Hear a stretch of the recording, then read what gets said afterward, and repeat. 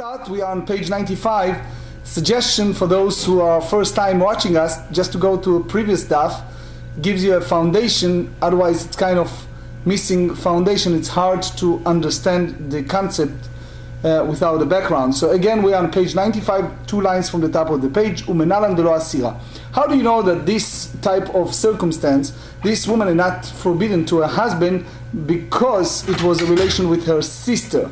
As we said, that a typical case, we use the word Katmandu in Nepal. 2 sisters, one of them married to a man, the other sister wished to marry to him. For years she was after him. They went together to, we just use the name of location, Katmandu in Nepal. One sister returned and she said that my sister is dead.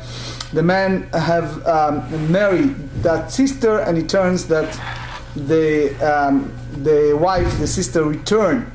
So here we have an issue because we ask question, how do you compare it to regular situation of married women? The Tanya, Ota, the Torah said in Deuteronomy 5, Veshachav ish ota, if a man have relation with her, Ota shchivata o sarta, and shchivat achota o sarta. You have to differentiate between relation between a person and married woman versus that in that case she is basically forbidden to her husband, versus if it's the relation between the sister and her husband.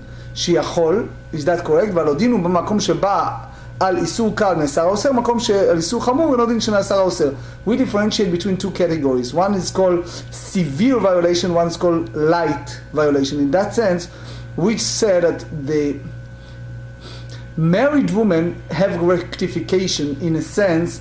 The moment the husband provided a get, a bill of divorce, she is free to go out and open a new chapter in her life. Versus relation with the sister of his wife, if the wife is still alive, then it's one of those cases that you cannot treat it lightly the same as the other. We talk about biblical prohibition against relation with a person's mother-in-law, and we said that in the case that a person had that, he basically disqualified or invalidated the relationship with his original wife by doing so. על מה נחלקו? What is the disputation? על אחות אשתו, שבית שמאי אומרים פוסל, ובית שמאי אומרים לא פוסל. בית שמאי hold at the moment he have relation with her sister, while the sister is alive, which is again violation to our law. So I said you can go by a person's sister-in-law if the wife is no longer among the living. The issue here is since he have relation with that one, automatically he disvalidates his relationship with his wife, and that's the derivative from the word ota. Versus Beit Hillel said he is not disqualified her, and as we said earlier, the Remain Ebenezer 15 explained that the whole idea of disqualification depends upon the circumstance and exactly the erroneous act versus knowledge. Lefi shebatchila. Now Rabbi Yossi elaborates of the idea of everyone agree that his wife is not prohibited to him because he have relation with her sister. Why? Lefi shebatchila, the regular manner of betrothal between husband and wife is hu mutar b'chol נשים she'olam v'hi mutar b'chol נשים she'olam. Each of them is basically open the door to have interaction with outside of their cycle. Kidsha, but the moment you have 2 entities, for our understanding we call it like A and B, Reuven and Leah. So it's 2 different people that both singles. Each of them can marry whoever they wish to, in general term. The moment he betrothed her, the moment he acted in a manner of commitment for marriage, hu osra, he put in a sense a boundary around her with a certain people, vehi asartu, and she also, it's remind me on the weddings, modern days, there are some who wants to have a ring in the husband and the wife, both sides, right? You see now more and more, the Sephardim used to do it, now the Ashkenazim start doing it. Anyway, so מרובה איסור שעשרה מאיסור שעשרתה הוא. In a sense, the boundaries that he put around her exceeding the boundaries that she put around him. Why? שהוא עשרה בכל הנשים שבעולם, ואילו עשרתה עולה בקרובותיה. If you dig deeper, what's the differentiation between him and her in their legal status? He, by putting those boundaries around her, he basically prohibited her from having anyone else because she's a married woman. Versus her, by putting boundaries around him, he is prohibited to have any intimate relation with any relative of her, such as her mother, her sister, her former daughter, etc. Meaning that prohibition that imposed upon her because of that manner of betrothal hold much stringencies versus that the prohibition that put upon him, and then the Gemara elaborates on that in a manner of kal vachomer. V'alo dinu, umahu, meaning the husband by betrothing her, she'asara b'chol נשים שבעולם, that the moment he betrothed her, he basically put the boundary and prohibited her to any other man in the world because she's a married one. Shagega ba'asur la, if she have a cohabitation with a man without the knowledge, such as we mentioned yesterday and then before yesterday, if she accepted the witness that the husband is no longer among the living, and it was an innocent act, and she have a cohabitation with that new man without knowing that the husband is still alive, we hold an anesed bamutarla. So how much so when it's come to biblical precept that not prohibited something for her to her husband, that he is for sure allow him and her to have interaction by the regular manner. That's what the Torah said in Deuteronomy, in the book of Bamidbar, Numbers chapter 5, Vehi lo nitpasa, which means that only problem we have, it's a willingness from her to have a manner of cohabitation, but not any manner of innocence, including rape, but also erroneous understanding. She is much lenient in the sense that by her putting a boundaries around him applies only to her relatives, immediate relatives that mentioned earlier, such a mother, sister, stepdaughters, etc. Shagag ba'asulo, if erroneously he made a mistake, meaning the husband erroneously made an intimate relation with one that prohibited to him. For example, he heard that his wife is no longer among the living, and as a result he married her surviving sister. Eino din, how much so, shelo ne'sar lo ba mutar lo. If she comes back, he doesn't realize that she is alive, so he allowed to go back to his wife. And Rabbi Yossi elaborates and said, "Ze hadin leshogeg lemezid minayin." If you tell me that this is the halacha for someone who's unintentional sinner, which means that if he had unwitting relations with one of his wife's relations, the wife is not thereby rendered prohibited to him. So someone who did it intentional, from where is the halacha derived? Talmud lomar, the Torah said, Ota v'shachav ish ota, in that book of Number chapter 5, a man have relation with her. Her, in that sense, ota shchivata o sarta. Her intercourse with another man that renders her forbidden to her husband. Ve'en shchivat achota o sarta. But the intercourse with her husband, with her sister, does not render her forbidden to him. So, what we said so far?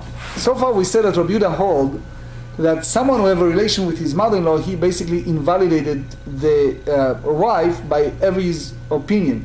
Amar Rabbi Abi, Amar Reish Lakish, Ma'ita Amar Rabbi Yehuda. How do you know that if someone have relation with his in-law, that she is prohibited to him? Dichtiv, because the Torah said in the book of Leviticus chapter 20, Ba'esh yisrefu oto veheten. The Torah speak about a strong language of punishment, and they said, they shall be burned in fire, he and they. You mean to say that you burn him, his wife, the in-law? Why his innocent wife deserved such a punishment? Im einol inyan lisreifa, that the literal sense, nehu inyan leisura, rather the matter of prohibition, that they are both forbidden to him. So it basically teaches us that he is forbidden not only to the women with whom he sinned, but also to his wife. And that's the big chidush. That's based on the Rambam in Chudis Rebiyah, chapter 2. So we come in the final conclusion, and we said, Amar Rav Yehuda Amar Shmuel, Ein halacha keRabbi Yehuda. So he said that halacha not kam Yehuda, that meaning that if a person have intercourse with his mother-in-law, his wife is prohibited to him. So that's not the halacha. We don't follow that way, and it's a question because usually there is a famous Gemara in Tractate Yevamot, page 46b, that said that anytime you have a disputation between Rabbi Yehuda and Rabbi Yossi, we said Lachak Rabbi Yossi. We don't mention that, and it's a big discussion. The Prat Yosef explained to us that it's basically the idea of how he interact with the future sister. Here is a case that a person did he have a relation with his in-law. Atye Rav Yehuda nagdei. So Rav Yehuda gave him malkot. Amar lei, ilav damar shmona lachak Rav Yehuda asartiach lach isurei olam. If we don't go by the view that halacha is not following Rav Yehuda, but the great Tana Shmuel, I will put a boundary against you that she will be forbidden, your wife will be forbidden to you permanently, because you are seen with her mother. So for sure, the Ramban and Rashba and Ritva said that speaks about a man that is in a time of marriage that he is seen with her mother. Ma'isukal. So now, when you speak about lenient versus severe violation, tell me a case of lenient violation that the person have a cohabitation and she prohibited to him. Amar Rav Chizda machzir grushato misheni set. The Torah tells us, remember we read it in Deuteronomy 24, a person that got married and then divorced, and she went out and married someone else. The moment she marries someone else, he cannot have her back. The reality is that if a person brought her back, so it's considering a minor violation in a sense of achot isha, because it's considering in a legal term love. It's a violation of negative commandment, but it's not in the category of karet, meaning the highest level. That soul shall be cut off. Ba'alei ahai. What do you mean when you use the term of cohabitation? As that the second husband married her after she divorced the first one.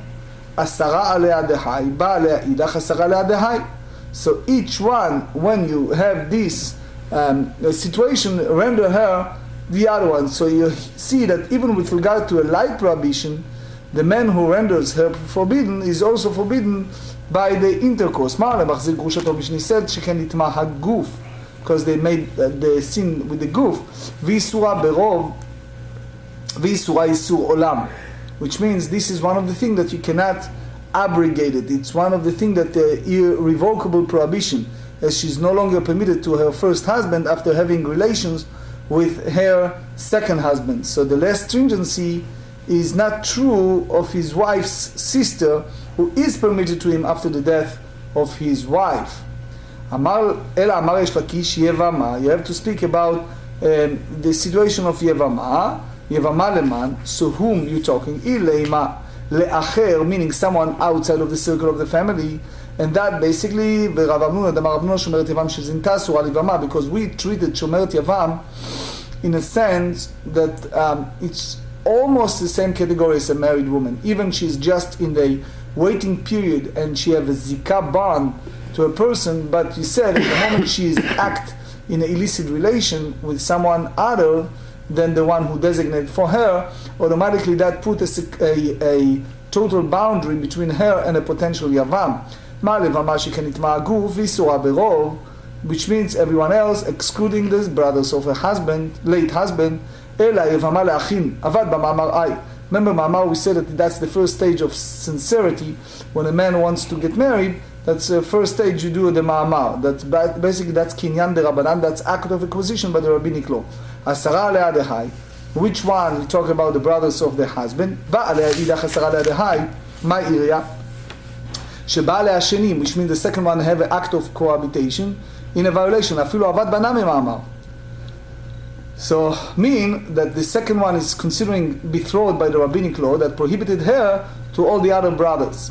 Halokashia ke Rabban Gamliel damar en ma'amar achar ma'amar. Rabban Gamliel said to us something very beautiful. He said that when it's come to act of ma'amarim, it has to be in a sense that there is no Levirate betrothal after Levirate betrothal. That's if one brother performed Levirate betrothal with the Yevamah, no other Levirate betrothal is of any effect. However, this explanation can be still refuted, as her prohibition to the Yavam is not true to the act of intercourse, as even even he give her a get, bill of divorce, and even he performed וחליצה with her, he is likewise rendered her forbidden to the first brother who performed Levirate betrothal. Amar Rabbi Yochanan.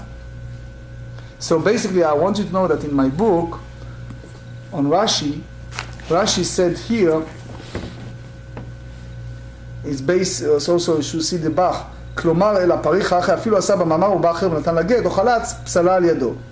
So Rashi wants to speak the concept of this el parich hachi, which means that it's not necessarily act of cohabitation, but the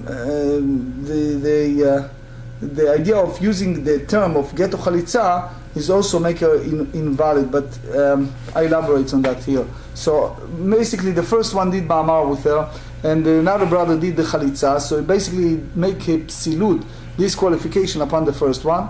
And why you need to say that the second one ba'aleh? So since you have the rejection of the first interpretation, meaning the interpretation of Reish Lakish in this Braita, now the Gemarrah go to a different avenue. I want to mention here also the Tosfot. Tosfot tells us, he asks a question, how do you differentiate between the sister and the wife?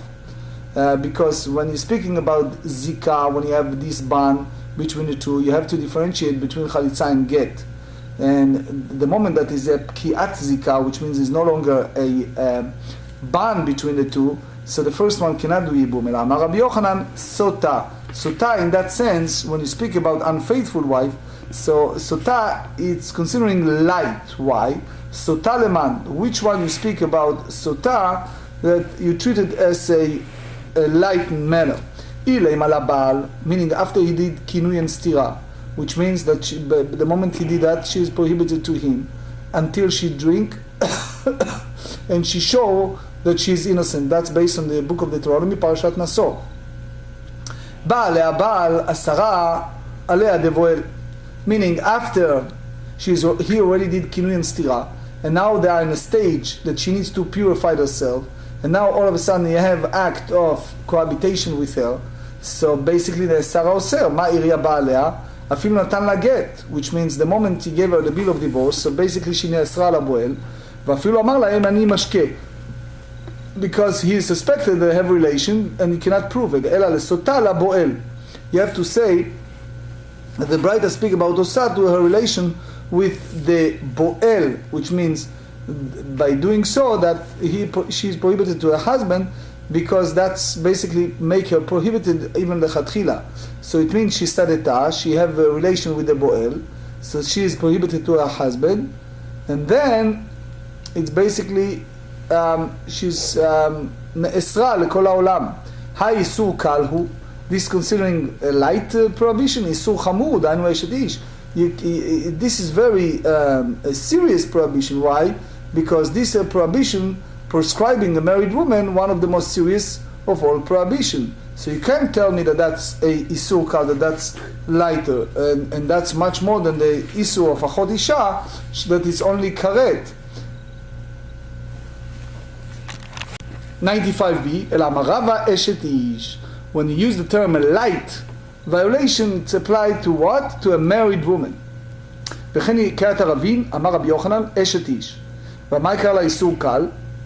אינה אוסרה כל ימיו. So here we have to differentiate between a married woman, that the moment the husband provided a get, she's free to marry whichever she wishes to, versus a relation with the sister while the wife is alive. This is a boundary that's much chamur, and that's isur olam. That's something that you cannot abrogate it. Now we bring a proof to that. See, Watanina me'acham archanan mishum Rabbi Elazar eshet ish. Ma makom haba isur kal she'ena usra kol yamav. Because as we said, she can release by get. That's the eshet ish, can do girushin, So versus and at the moment that the husband betrothed her, so she's prohibited to everyone. Habal isur chamur, which means that as long as the sister is alive, it's considered isur. Shausra usra kol yamam, that he is prohibited for the eternity. And odin shenasara usra. Talmud lomar ota shchivta osrarta ben shchivat achota osrarta. So here you go by the sense that the sister, that's the way Ritva said, the esheti she have a din chenek, that's a serious death, and that's for sure much serious than a achot isha that has only a karet. Rabbi Yossi omer kol sheposel. Rabbi Yossi tells us that whoever disqualifies other also disqualified himself, and whoever disqualified is not disqualified others does not disqualify himself. So the Gemara asks, "My Kama Rabbi Yossi, did he come to dispute the Tanakama? Remember that story that the person sent his brother-in-law together with his sick wife to go far away, and they went to that overseas country, and the news came that they are the dead. For example, we mentioned the accident, and Eshet Giso Asira, so the wife of his brother-in-law is prohibited to the brother-in-law. Veishto Sharia, but his wife is permitted to him. This is problematic. Vekamar le Rabbi Yossi, where the same manners that his wife can come be back with him. So the whole idea is, what's the reason that you require her sister to receive a get from him? Because the Rashba said since she's not receiving a get, there's no reason to prohibit her to her husband, because he's considering the brother-in-law. If that's the meaning of Rabbi Yossi, kol she'en posel al yedei acherim and posel al yedei atzmo, kol she'en posel al yedei atzmo and posel al yedei acherim, ibayale, how much so? Ve'ela ki echad eshet giso asura, ishto namei asira. Ha teinach kol she'posel. So as we said, just as the wife of the brother-in-law is forbidden to her husband, his own wife is also forbidden to him. This work out well with regards to we said whoever is disqualified. So if his brother-in-law's wife to his brother-in-law, and therefore he also disqualifies his wife to himself. However, the continuation of the statement, whoever does not disqualify, what its purpose discloses no apparent relevance to Rabbi Yossi's statement. Maya vidite, Omar Rabbi Yami Reisha. Reisha meaning will go by the first stage, which means the Beit Din give a permission by having approval of one witness. Niset al pi Beit Din, if she married by the approval of the rabbinic court, meaning they receive one witness for the passing of their husband, and by having this one witness, they allow her to get married. Tetzeh, she's released from the first and the second husband, uftura min hakorban, because she's follow the rule of the Beit Din, who allow her to go ahead and do it. And that's different, because when it's come to a sin offering that's applied to a sin, even it was unwittingly, mistakenly, but it's still a sin. But if she's married al pi edim, which means she's not have a rabbinic court approval, but she's just have the two men that come and testify in one way, teitzeh, she have to get a relief from the second one and go back to the original husband, v'chayevet bekorban, because that's not considered anusa, that someone did it under a certain circumstance, but shogeget, erroneous act. And even by returning to the first husband, the power of the witnesses is stronger than the power of the court. Because if someone did something by the following the Beit Din, so he's basically exempt from bringing the offering, because that's basically continuation of the previous Mishnah. So and that speaks about the husband that disappear, and or the wife in that sense, the last one. And we receive a witness that she is no longer among the living. V'kamar Tanakama, in regards to that married woman that returned from overseas, lo shna al pi edim d'eshet giso sharia v'lo shna al pi bedin d'eshet giso asira. It makes no difference if it's by a witness the wife of his brother-in-law allowed, or vice versa, by the bed din that the brother-in-law's wife prohibited. וקאמר לרבי יוסי, על פי בית דין דפוסל על ידי אחרים, פוסל על ידי עצמו, על פי עדים, אינו פוסל על ידי אחרים, אינו פוסל על ידי עצמו, and therefore, even his wife is not prohibited to him. That's the first explanation. You have the second one, which is רבי יצחק נפחא. רבי יצחק נפחא אמר, לעולם הסיפא, the two parts of Rabbi Yossi follow the last clause, which means the continuation of the second Mishnah, which is the page 92b, that speaks only in the situation that the married woman by one witness that her husband passed, and and by using the term disqualification, it applies to two different avenues. Mainly, had the azlei arusato vegiso, when his betrothed one and brother-in-law when departed from overseas, which means the wife, quote unquote, that mentioned in the Mishnah, she wasn't married to him, she's only betrothed to him, and the sister of his wife that was married or engaged to his brother-in-law that is also left for overseas, and by both witnesses we receive witness that they're passed. The second situation, the azlei ishto vegiso, which means that, as you remember that case that we said in Australia, meaning that the wife and the brother-in-law, and using the term ishto, meaning the married one that was married to him, and she and his brother-in-law went overseas. So now he elaborates, Rabbi Yitzchak Napcha elaborate the disputation between Tanakama and Rabbi Yossi according to his view. V'ka'amar Tanakama. And now the first one tell us, Lo shna ishto v'giso, lo shna arusato v'giso. It makes no difference. If the wife of the first husband went with the brother-in-law for overseas, and she is married at that time to her husband, or only engaged to him, because in both situations, Eshet Giso Asira, she is prohibited to her brother-in-law. The same as manner of a married woman that married by the wrong witness of one person, V'ishto Sharia, but the original wife can return to her husband. V'kamar Rabbi Yossi, Ishto V'giso, which means the wife that was married to him, you can't tell me that it was a precondition in that marriage that wasn't in effect, and therefore the marriage was totally abrogated retroactively, and he's married her sister properly, because a person did not get married by having a precondition, meaning a conditional stipulated marriage. Marriage people does as a manner of marriage in a total way, and therefore it's very lucid, it's clear to everyone that the marriage of the sister was totally erroneous. The no posel al yedei acher. Let's not make it as disqualified by his sister-in-law to return to the brother-in-law, because it's not the regular decree of a married woman. אינו פוסל לידי עצמו, ארוסתו וגיסו דקלמם התנאה אבל בקידושין, because you said that it was a stipulation in that marriage contract, in a sense it's like an amendment, that it will not take an effect, and therefore retroactively that manner of betrothal is not taking place, and therefore the sister of the divorcee from that brother-in-law, it's basically one of those cases that people are not aware of what's going on, and so therefore he prohibited the sister of his wife to her husband, which is the brother-in-law, because it's potential the issue of married woman, and this avenue I disputed you, and I said af posel al yedei atzmo, that his disqualified other, he also disqualified himself, and his betrothed is forbidden to him. So Amar Rav Yehuda, Amar Shmuel halacha keRabbi Yossi. So therefore, he said halacha according to Rabbi Yossi, and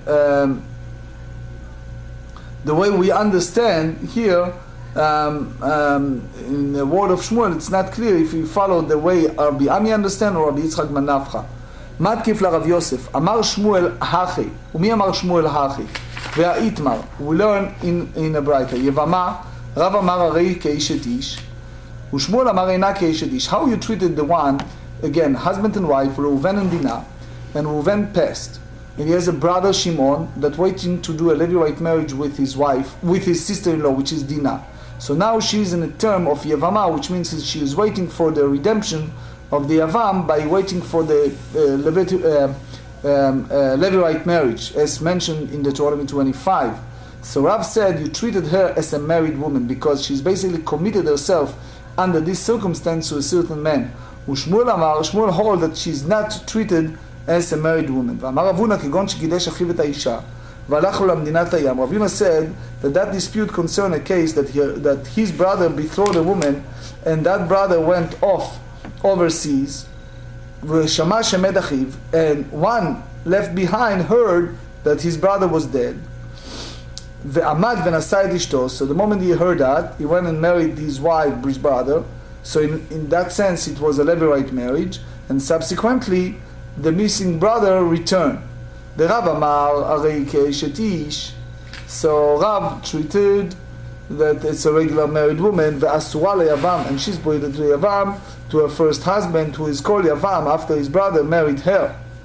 U'shmuel Amar ena ke'eshetish v'shar elei. She's not considering like a married woman, and she's permitted to him. So the way you see it, that's basically contradict Rav Yehuda ruling, because basically that's saying that people also mistakenly think that the original betrothed included the unfulfilled condition, and she should therefore be forbidden to him as the wife of his brother. Amar le Abaye said to Rav Yosef, Umimai dechi amar Shmuel alachak Rabbi Yossi Rabbi Yitzchak napach amar. You meant to say that what Shmuel said at Halacha according to Rabbi Yossi was speaking of the explanation of Yitzchak Nafcha with regard to Rabbi Yossi's opinion? Dilma the Rabbi Ami Kamar. Maybe speak about the Rabbi Ami. Rabbi Yossi is referring to the difference between one who is married by permission of the rabbinic court and one that is based on the testimony of witness. Ve'ina med Rabbi Yitzchak Nafcha mimai de aposer. So even you go by Rabbi Yitzchak Nafcha, so how do you know that one is disqualified? Tzadik Vav 96. V'dilma a'eino poser. Maybe he speaks about one who does not disqualify his brother-in-law's wife to his brother-in-law in a case where there is a wife and a brother-in-law left. Inami is the third option. The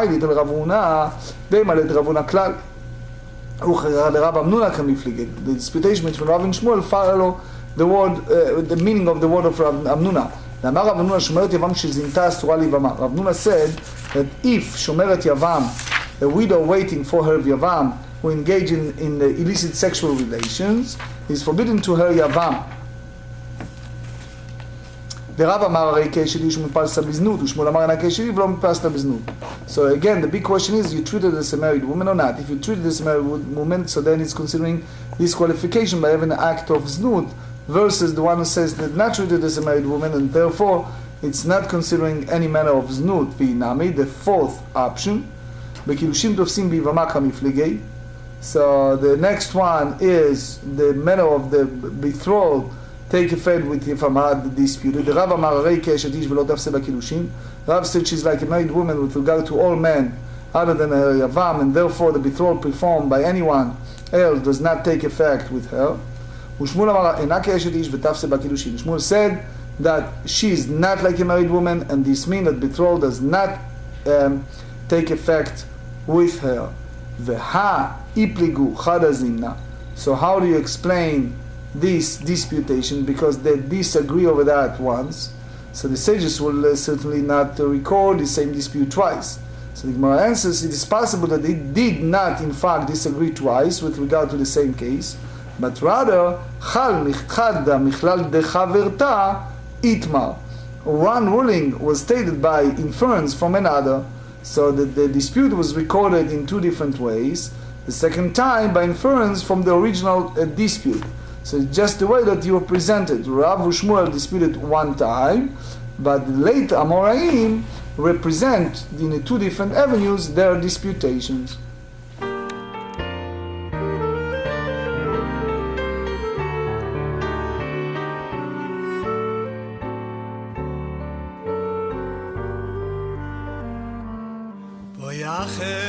לשולוים מלאכי השולוים מלאכי